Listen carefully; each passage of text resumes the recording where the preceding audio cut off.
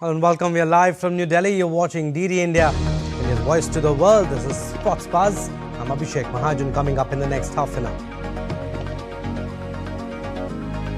Kolkata Knight Riders to host struggling Punjab Kings at the Eden Gardens on Friday. Shikhar Dhawan likely to return for this fixture. Ruthless Manchester City thrashed Brighton 4-0 in Premier League. Kevin De Bruyne, Phil Foden and Alvarez score for the winners.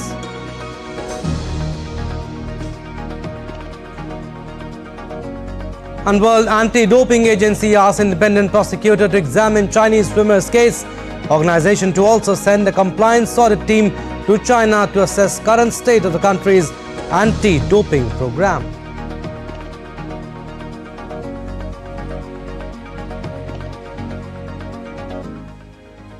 Alright, let's start Sports Buzz with IPL.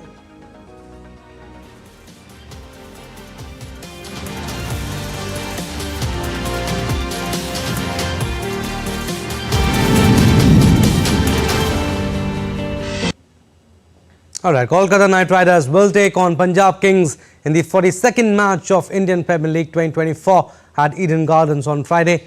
Kolkata have had a great season so far as they have won 5 of their 7 games. They are currently placed second in the points table with the best net run rate among all the teams. Punjab Kings, on the other hand, have won only 2 of their 8 matches in the season. The two sides have locked horns 32 times overall, with KKR winning 21 games and Punjab winning just 11 matches. And talking about Thursday's game, Royal Challengers Bengaluru snapped their 6th match winning streak in the ongoing IPL after defeating Sunrisers Hyderabad by 35 runs on Thursday. The Faf du Plessis-led visiting side won the toss and scored a par 206 for 7. Bengaluru's spin duo of Karn Sharma and Swapnil Singh snapped 4 wickets between themselves to lead RCB to its 2nd win of the season. Meanwhile, Hyderabad's openers Travis Head and Abhishek Sharma failed to build a partnership. SRH incurred their first loss in last 5 games, scoring 172 for 8 while chasing.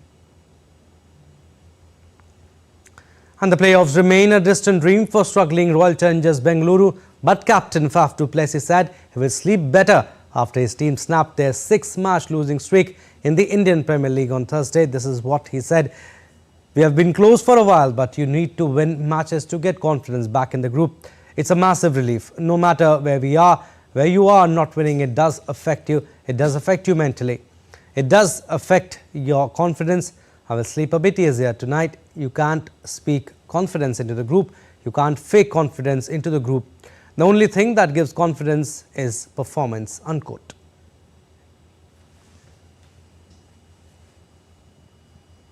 And ahead of the upcoming T20 World Cup in June this year, Uganda cricket team has unveiled India's Abhay Sharma as the head coach.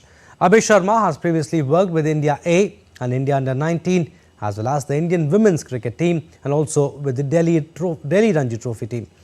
DD India's Leon Senyange held an exclusive interaction with Abhay Sharma where he talked about his plans and preparations for the upcoming T20 World Cup in June. Take a listen.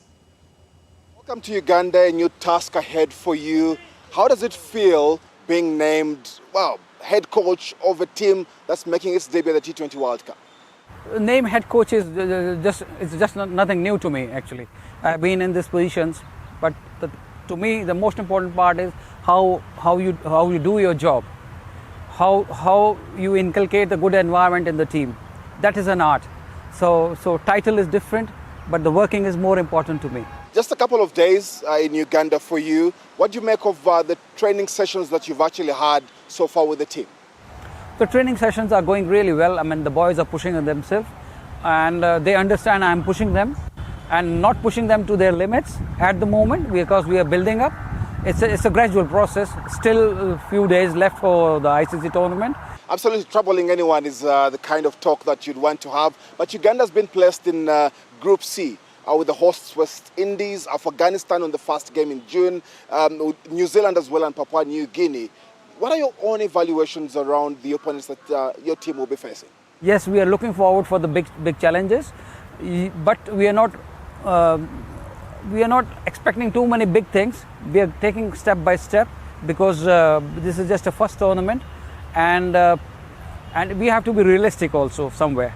If we are realistic, we will not put pressure on the players, and if we don't put the pressure, preparation is good. They can strike then. A great deal of experience that you come with to Uganda. You feel that the strength that you bring will be of significant addition or competences to the team that you have with you? See, cricket is a game of players. It is not about the coaches. My job is to create that environment, create that positivity, think about the processes, work on the processes, preparation and all that. And after that, once they cross the line, it is all about implementation. The players, of course, you have a very good blend of players. The natives, the Ugandan, then also a blend of players of Indian origin. What have you seen that they bring to the team, and how much of an influence are they? See, what I have noticed and what I'm trying to bring in is it's a very good culture. They're mixing up really well, which is a good sign of a team. And they are not mixing also, they are sharing their thoughts. This is what we are trying to build up. Life is more than just the T20 for you and your stay in Uganda. ODI status is one of the targets. Achievable? Yeah, definitely achievable. So it's a challenge, but boys are ready to take the challenge, but we are not thinking about it now because we should take step by step. The first task is T20, so we are focusing on that. Once the 50-over format will come, we'll start preparing for that. Because 50-over format is a different altogether, preparation is different, mindset, batting, skill-wise it's entirely different because the bowling total is 10 overs and all those stuff comes in. So we are not thinking on those lines. Yes, it is in our mind. At the moment, we are focusing on the Sri Lanka, how well we prepare there and use those 10-12 days nicely so that when we come back to Uganda, we prepare again for the West Indies and try and utilize the ICC tournament. Well, would you fancy a contest between Uganda and India? Definitely, I'll be looking forward. Although my heart is with lies in India, but my mind is with Uganda. So I love both the countries, and immaterial of the result, I'll be the happiest person if both the teams clash somewhere in the tournament. What is on the table for Team Uganda going into the World Cup? See, the advantage is we have seen all the teams because they play a lot of cricket. IPL is going on, a lot of international players are playing in that. So we are watching them, players are watching them. So we are trying to analyze and we are trying to create a database where we try and utilize those things, the stronger points of the opponent, the weaker sides of the batters and the bowlers opponent. So we are trying to merge it all together. The advantage is nobody knows how we play, and we are a new baby, so people might take us lightly. That will be our biggest advantage to us. All right, Abhay Sharma, the coach of Uganda cricket team, and they'll play against Afghanistan in the first game of the T20 World Cup. Moving on to tennis now. Rafael Nadal thrashed 16-year-old wildcard Darwin Blanche 6-1, 6-0 in the first round of Madrid Open on Thursday. The 37-year-old will take on 10th seed Alex de Minaur next. The Australian defeated Nadal 7-5, 6-1 in the second round of the Barcelona Open last week. After almost a year's absence following hip surgery, Nadal returned to tour action in Brisbane in January. He won his first two matches before suffering another injury setback during a grueling three-set quarterfinal loss to Jordan Thompson with a muscle tear. The 22-time Grand Slam champion's injuries have caused doubts about his ability to compete at the elite level again. I try to play at my 100%, but I can't give my 100% every day. But I give my 100% every day. The thing is, before, most of the time I was able to give my 100% of the 100%. Today, I am able to give my 100% of sometimes 40%, sometimes 60%, sometimes 70%. And if I am able to raise this percentage day after day or week after week, why not? In the future, what can happen? If not, it's impossible and don't make sense. And world number one, Iga Swiatek launched her bid for a maiden Madrid Open title with an impressive win over China's Wang Xiu to reach the third round. Madrid is the only major title on the European clay circuit. 22-year-old Swiatek is yet to lift. Swiatek finished runner-up to Arna Sabalenka in last year's final. Meanwhile, second seed Coco Gauff also advanced with ease into the last 32. Gauff beat Dutch world number 47 Arantxa Rus 6-0, 6-0 in just 51 minutes with a dominating display. However, third round qualification proved a tougher task for 2022 Madrid champion and 8th seed Ons Jabeur, who earned a hard-fought 6-4, 5-7, 6-3 win over Slovakia's Anna Karolina Schmiedlova.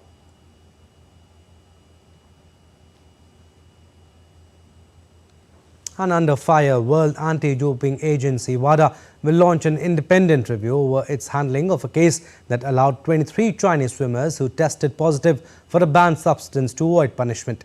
The investigation will be led by Swiss prosecutor Eric Cotia. He will have access to all files related to the case and be free to consult independent experts. Cotia is expected to deliver his findings within 2 months. Calls for an independent investigation have grown since the report became public that 23 Chinese swimmers failed dope test months before the Tokyo Olympics in 2021. But WADA accepted the China's findings that this was due to substance contamination and no action was taken. China's 30-member swimming team won 6 medals at the Tokyo Games, including 3 gold medals. Moving on to archery now, Indian archers Jyoti Surekha Venom and Abhishek Verma had advanced into compound mixed team finals of Archery World Cup in Shanghai on Friday. The world number 2 pair just lost 5 points to overcome their Mexican opponents Andrea Becerra and Lot Maximo 155-151 in the semi-finals. The Indian duo will take on Estonian pair in the summit clash on Saturday. Jyoti is also a member of the women's compound team which had reached the finals. Jyoti has also secured the semi-final spot in the individual section. The world number 3 and Asian Games gold medalist is in the contention for a hat-trick of top podium finishes. And overall, Indian archers have qualified in 4 finals. The 4 events where Indian teams have made the gold medal round are compound men's, women's, mixed categories and men's recurve. Alright, football now. English Premier League defending champions Manchester City is on course to win another title, just 1 point behind Arsenal. City scored another big win, defeating Brighton 4-0 on Thursday night, which is winless from their last 5 Premier League matches. For City, Phil Foden continued his career-best scoring season with 2 goals. Kevin De Bruyne and Julian Alvarez scored 1 goal each as City extended its unbeaten run in the league to 18 games. Liverpool is 2 points further back in third after its title chances were damaged by a 2-0 loss at Everton on Wednesday.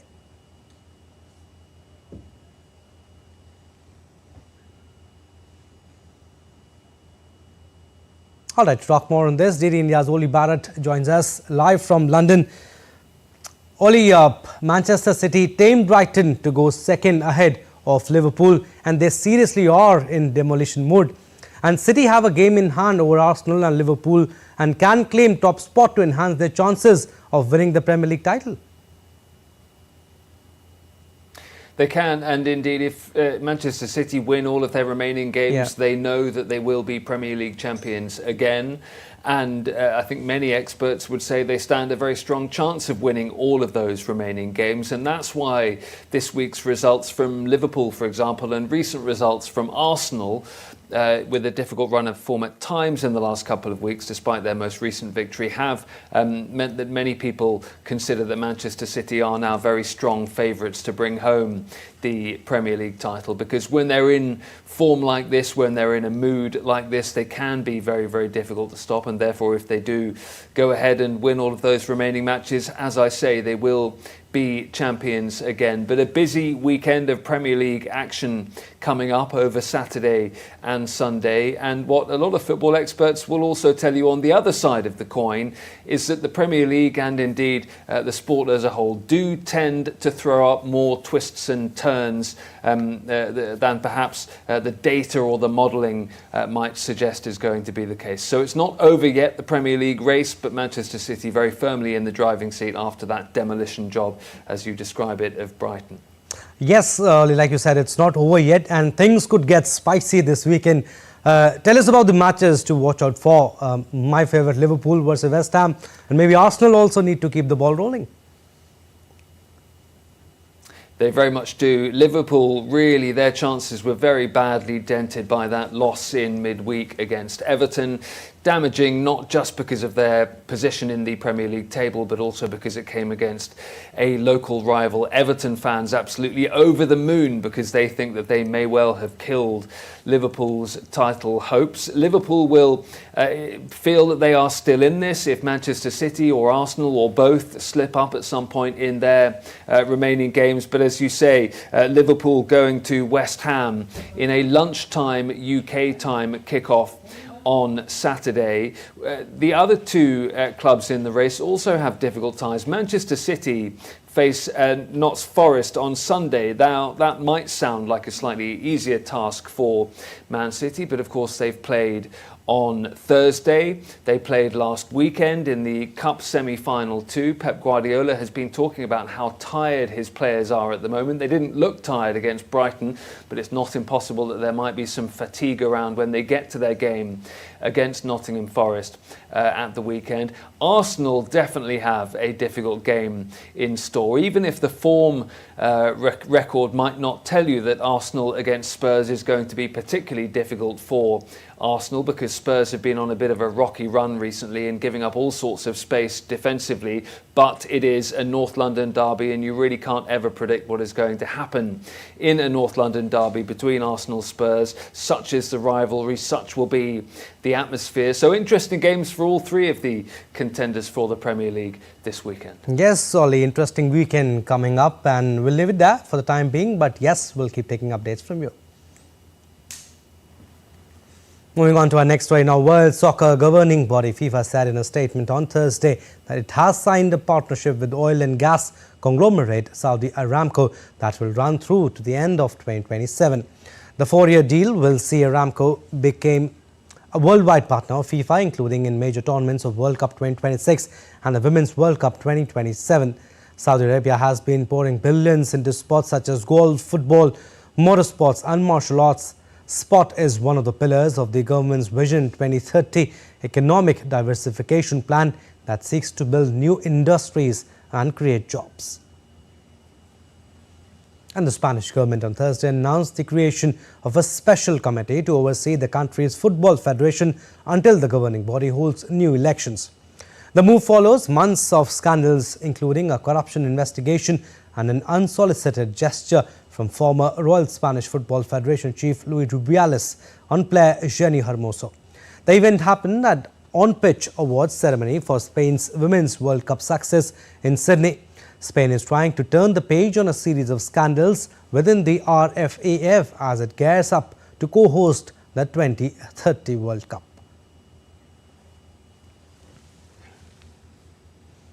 And Akhil Sharma, the ace Indian marksman, is on the verge of clinching a spot for himself at the Paris Olympics, courtesy of his stellar performance at the Baku World Championships last year.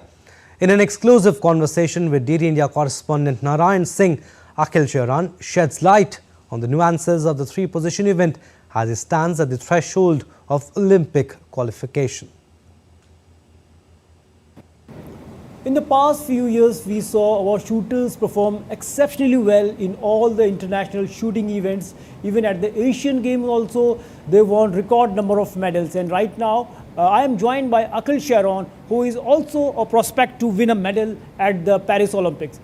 Akhil, a very warm welcome. The way you have performed in the last few years. Do you think this time 20 quotas has been there for the Paris Games? So our shooters can push the India's medal tally to double digit this time? Definitely, we like all of the teammates and me as well, we are preparing so well, and we are pushing our limits. So definitely we are hoping that we will turn our medal tally into two digits, but I will say we are all ready, and this is the sign that we already have won 20 quotas. So this is the sign that we are all prepared. We are ready to go for the double tally medals. Akhil, overall, if you take a look in the past few years, the way Indian shooters have performed in every international, whether it's World Cup, World Championship, you have also won medal at the World Cup, and even the Commonwealth Games, Asian Games, our shooters are performing exceptionally well. So what's the basic reason you find behind this rise of the Indian shooting? First thing comes to my mind after this question is that the old shooters have come to the team as a coach, and they are giving their experience to us, and they are sharing their expertise, techniques, and I will say it is helping us a lot, because before we were totally dependent on the foreign coaches, but right now we have our domestic coaches also, and they are good as well as the foreign coaches. So this is the biggest advantage in last few years. Akhil, if you take a look, the way 20 quotas are there for India at the Paris Games, it's a big number. It's an unprecedented figure as far as the shooting quotas are concerned. So, do you think how many these quotas can be translated into medals? This will be definitely dependent on the day and the situation that will be there for the athletes. But I will I can only say that every player will go for the medals. Definitely. The way you said, because all our 20 shooters have the capability to win a medal at the mega event like Olympics. Right now, you are in a rifle 3P positions. So tell, it's actually looks very difficult game. It has a 3 position. Can you explain the intricacies of this event? Actually, now this event has shortened a little bit. Before it was 120 shots match. Now it has become 60 shots match. So before we used to say it as a marathon of shooting, but now it's more short and crisp, and it has 3 positions. So you have to equally perform in all 3 positions, like kneeling, prone, and standing. Usually we see the people start struggling in standing. So as we have 10-meter shooter as well, I shoot 10-meter also. So we have little bit advantage of the standing position. So we are little bit strong in that. So that's how we shoot the 3P position. Little bit difficult in the kneeling position, but not for everyone. Some of are really good in that. But prone is more like lying on the ground. So it's more like scoring positions. It's very important to be cool and calm. So what is your training regime to be, we can say that, in the zone for your match day, for your competition day? So we have different exercises and techniques to keep in our routine, so that we will be able to handle the different kind of situation, like final nervousness or maybe big competition qualification. We have psychologist team, they help us with the different techniques, and then we have to figure out that this technique is working for us. Then we apply that in the matches. Plus I will say I am doing the yoga these days, and it's really helping me. The meditation part of that yoga is keeping me more calm. The breathing techniques is helping me to control over my breaths and control my nerves. So I will say the combination of the yoga and the psychologist is really working well for me. So the way Akhil said that they are just, we can say, inculcating everything in their regime, like yoga, like scientific things also, so that they can get prepared for the Paris Olympics. And definitely the way they are preparing, that they were performing in the trials, we are hoping that definitely this hard work will translate into medal at the Paris Olympics. With camera person Mohit, Narayan Singh for DD India, Delhi.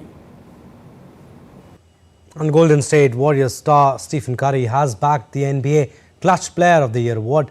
Curry is the second recipient of the award, which was introduced last year. The award honors the player who best comes through for his teammates in the clutch.